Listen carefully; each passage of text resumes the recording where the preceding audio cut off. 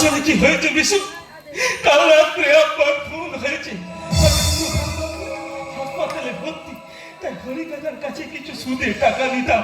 কেন আজাদ, তোর পাপ উপার্জন করা সমস্ত টাকা শেষ হয়ে গেছে? বিশু, তোকে কোনোদিন এমন দেখিনি আজাদ। ছোট থেকে দুজনে একসাথে বড় হয়েছি, তো তুই বাবার কথা রাখতে নিজেকে অন্ধকারে ফেলে দিলি। আমার এই জীবনটা আমার আব্বার নাম, তাই আব্বার কথা আমাকে রাখতেই হবে।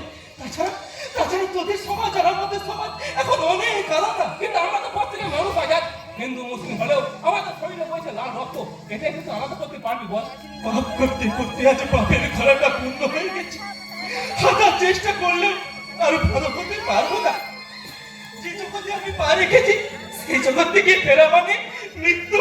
আজাদ, ভালো তো আমিও হতে চেয়েছিলাম রে কিছু, কিন্তু ওই পৃথিবীর বিধানে আজ আমি হয়ে গেছি গুন্ডারাজ, শয়তান আজাদ।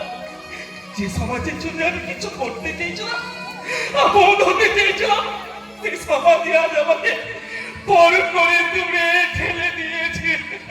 আজাদ, আপনার দেহটা পড়ে আছে, কবর দিতে হবে, আমি যাই। দাঁড়া আজাদ, টাকা নিবি না? না বলার মতো ক্ষমতা আজ আমার নেই।